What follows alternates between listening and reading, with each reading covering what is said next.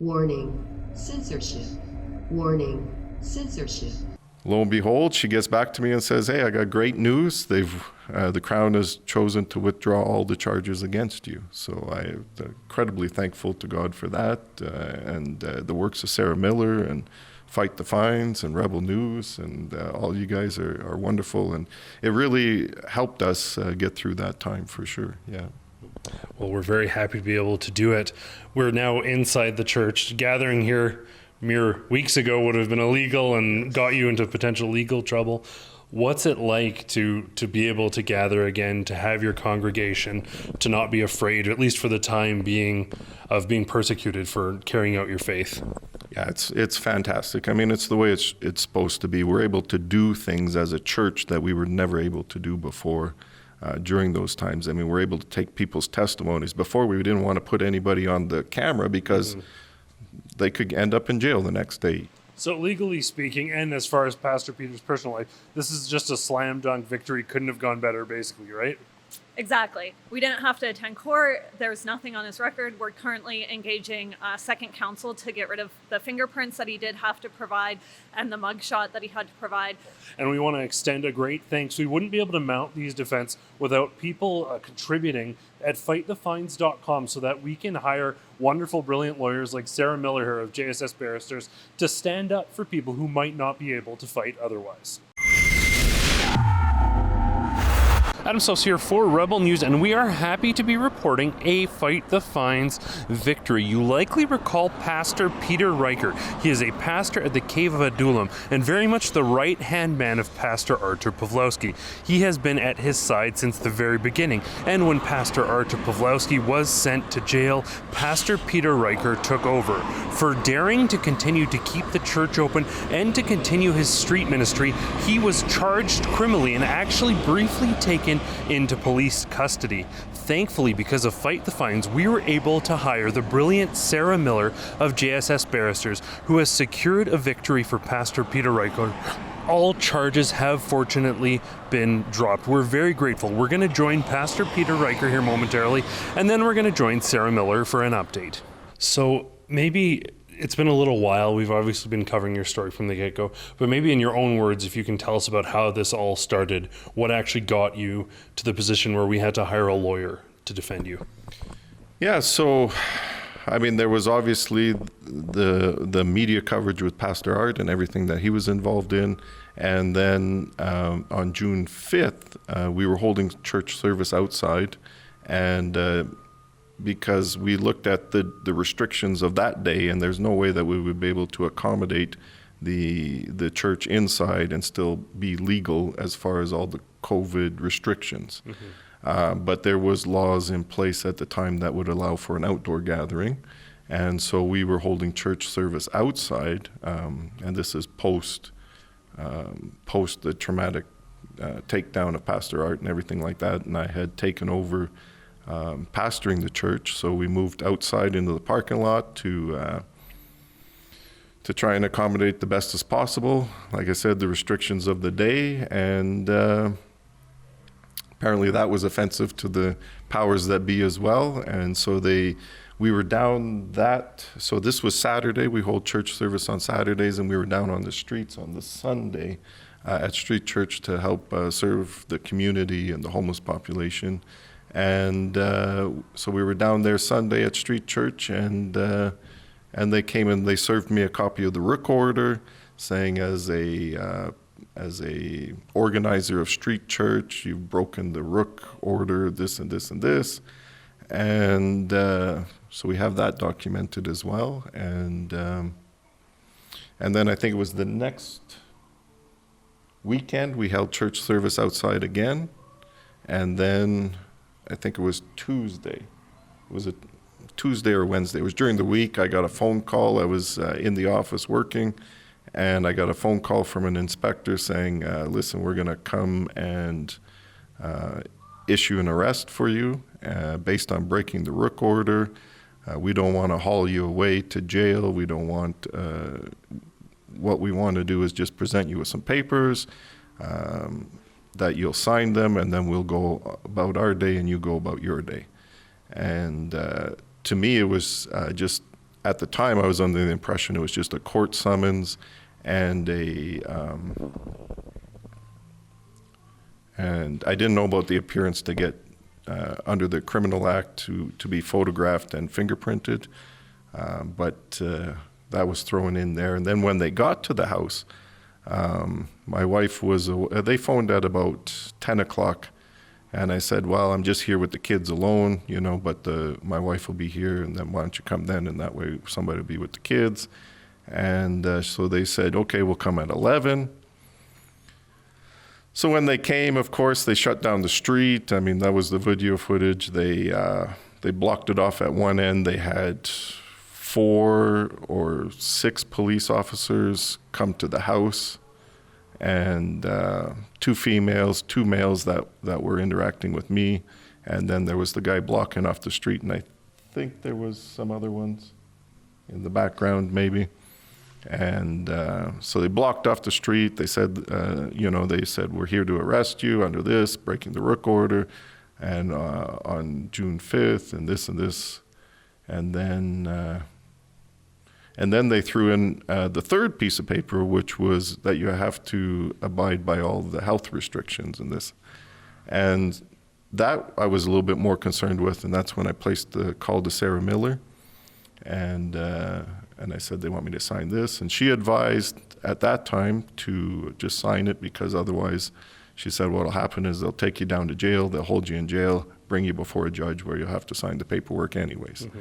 And I said, well, that makes sense. There's no point in going to jail for the same end result. Mm-hmm. And I looked at the health restrictions that were coming to an end, I think that week or something like that, or the following week. And I said, well, I can abide for a week or two, Mm-hmm. So I said, okay. So we signed off all the papers, and they sent them off, the police on their way, and returned for fingerprinting and mugshot like a criminal.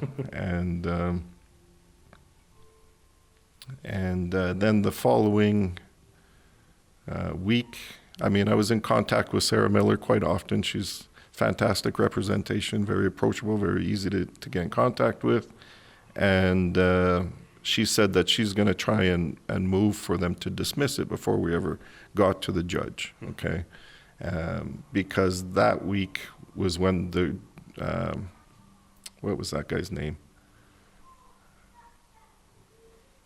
The judge that is presiding over all the COVID. Justice Germain. Yeah, so she said that was the week that we lost a whole bunch of cases to Justice Germain. He found the Pawlowskis guilty. I think Stevens was guilty. It was just awful that week before. So she said, well, we're going to try and get it withdrawn before we even go to the judge. And she asked a few questions, and she said, okay, be back to you in a few weeks. And lo and behold, she gets back to me and says, hey, I got great news. The Crown has chosen to withdraw all the charges against you. So I'm incredibly thankful to God for that, and the works of Sarah Miller and Fight the Fines and Rebel News, and all you guys are wonderful. And it really helped us get through that time for sure, yeah. Well, we're very happy to be able to do it.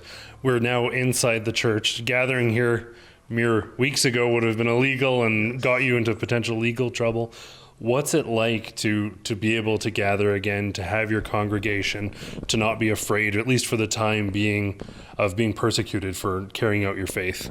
Yeah, it's fantastic. It's the way it's supposed to be. We're able to do things as a church that we were never able to do before during those times. We're able to take people's testimonies. Before, we didn't want to put anybody on the camera because they could end up in jail the next day, So we're able to take testimonies. We're able to have that fellowship time together. People, I tell the church this often. I say, listen, make sure that you solidify the fellowships here, because when they came, that's what they came to take away, is really what it was all about in my mind. The battle was over the fellowship with people, and for the church, because united we stand. So I tell people, solidify those relationships now. You never know how quickly they can disappear, so. Obviously, you're a man of faith, not easily intimidated, but how much of a difference did Fight the Fines make in literally taking on the state? What was that entire experience like for you? it enabled us to take our stand and not have to worry about the financial repercussions. I believe that the fight is worth it, and I just thank God for you guys and everybody that has anything to do with fightthefines.com. I mean, it is God bless you guys. It allows us to have the confidence to stand up. I mean, it's hard enough to stand up and say, yeah, you could get thrown in jail, you could lose everything, but at least you have the legal backing to fight it. It's indispensable. Honestly, you guys are great. I don't know where we would be without you guys. Probably trying to get another mortgage. It's I mean, it's awful. It's really appreciate you guys. You've empowered us. You've enabled us to do what we were meant to do. I mean, God called us to pastor churches, to lead people, to do all those things. I don't know the law, and that's why I'm thankful for somebody like Sarah Miller who's able to step up and say, hey, I can take a part. I mean, it's fantastic. It's there's no words that can really truly describe that. Well, we are here with Sarah Miller of JSS Barristers, who has provided at no cost to Pastor Peter Reichter, who just shared his testimony with us thanks to our Fight the Fines initiative. He shared about the emotional impact of what Fight the Fines did for him, his family, and his congregation. But we're hoping Sarah can maybe give us a bit of an update about what actually happened legally for this Fight the Fines victory.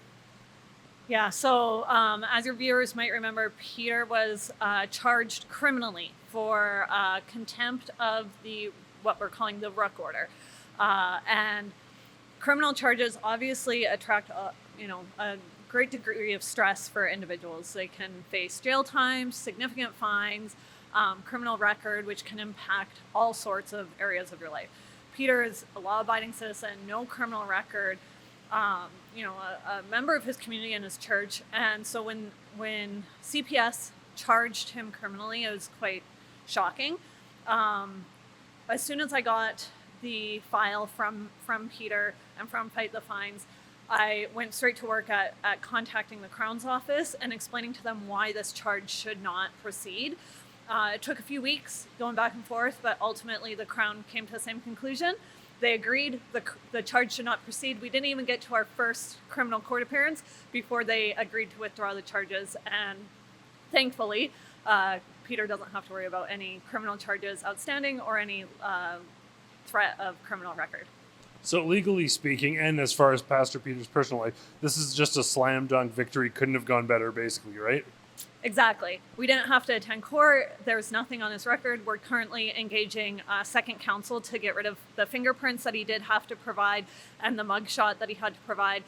So once those are struck from the criminal record, or from the criminal database, thank you, then that will be the end of it, and there'll be nothing further for Peter to worry about. So an amazing slam dunk, an amazing victory for Peter. And we want to extend a great thanks. We wouldn't be able to mount these defense without people contributing at fightthefines.com so that we can hire wonderful, brilliant lawyers like Sarah Miller here of JSS Barristers to stand up for people who might not be able to fight otherwise. Well, I want to thank Pastor Peter Reichter for joining us for that update, as well as Sarah Miller for a legal perspective on what took place. Listen, it's good news for Pastor Peter Reichter, but the legal battles are surely not behind us. Pastor Artur Pawlowski is still facing potential jail time for continuing to keep this church open throughout the COVID restrictions. If you want to help out, we still need your help. Go to fightthefines.com and chip in for the thousands of Canadians that we're helping stand up for their fundamental freedoms. I want to thank you all for tuning in. For Rebel News, I'm Adam Soos. I want to thank you so much for your support. I want to thank you for every dollar, for every donation you have sent to the Rebel News, for the lawyers, that I can stay out of jail. Thank you, thank you, thank you. May God bless you for your heart. You're part of this movement. You're part of this defense. Without you, we would not be able to do what we have accomplished so far. Thank you very much, and may God bless you.